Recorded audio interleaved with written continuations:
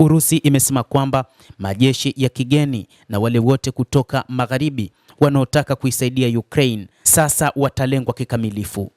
Urusi imesema kwamba itawalenga kikamilifu wanajeshi wote kutoka nje wanaoingia kwa ajili ya kuisaidia Ukraine ama kupeleka vifaa vya kijeshi ambavyo wakati huu wanaona wanaweza kuungana na jeshi la Ukraine ili kupambana na Urusi. Sasa Urusi imesema itatumia silaha za aina mbalimbali ambazo pengine hazikuwahi kutumika wakati wa operesheni maalum ya kijeshi huko nchini Ukraine, kuwalenga wale wote ambao watajihusisha na vita hivyo. Hata hivyo, Urusi imepambana kwa namna moja ama nyingine kuteka maeneo mengi zaidi nchini Ukraine na kuondoa wanajeshi wa ndani pamoja na wale wa kigeni ambao walikuwa wakipambana katika vita hivyo. Waziri wa mambo ya kigeni wa Urusi Sergei Lavrov amesema iwapo wanajeshi wa kigeni wataingia Ukraine au miundombinu yoyote ya kigeni itaonekana Ukraine, watazilenga na kuzishambulia. Kauli ya waziri huyo inajiri wakati rais wa Marekani Donald Trump amekuwa akijaribu kuvimaliza vita kati ya Urusi na Ukraine. Kutumwa kwa wanajeshi, vifaa, bohari na miundombinu ya mataifa ya kigeni nchini Ukraine haikubaliki na tutaichukulia kama mataifa hayo yanaingilia vita na ni tishio kwa usalama wa Urusi. Wizara hiyo ilichapisha ujumbe huo kwenye tovuti. Wizara hiyo inasema kuwa mazungumzo ya mataifa ya magharibi ya kutaka kutuma wanajeshi wake kusaidia Ukraine kupata amani lazima waelewe kuwa iwapo majeshi ya kigeni ikiwemo ya Ujerumani yatatumwa Ukraine, basi yatalengwa na majeshi ya Urusi.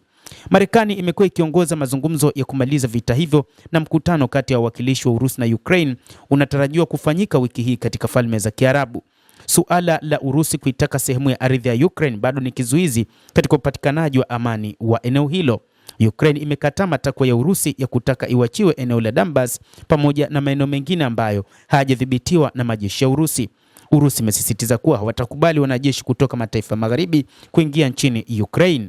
Hata hivyo, Ujerumani inadaiwa kwamba ilikuwa na mpango wa kwenda kulipiza kisasi kutokana na kushindwa kwake katika vita vya pili vya ulimwengu. Hata hivyo, waziri wa mambo ya kigeni wa Ujerumani amekanusha ajenda ya kisasi kusaidia Ukraine. Waziri wa mambo ya kigeni wa Ujerumani Johann Wadephul amekanusha tuhuma za Urusi kwamba uungaji mkono wao katika nchi ya Ukraine unatokana na kisasi kutokana na kushindwa utawala wa Kinazi kwenye vita vya pili vya dunia. Hata hivyo, bwana Wadephul amesema katika mkutano na mwenzake wa New Zealand Winston Peters, ambapo amesema Ujerumani haina tatizo na kukubaliana na ukweli na jukumu la muungano wa Kisovieti kwenye kushinda utawala wa Kinazi wakati wa vita vya pili vya dunia. Lakini Urusi imesema hapo awali kwamba sera ya nje ya Ujerumani kuelekea Ukraine inaundwa na dhana ya kulipiza kisasi, ikituhumu Berlin kwa kuishi na anasa za kurekebisha mambo iliyopoteza katika historia yake.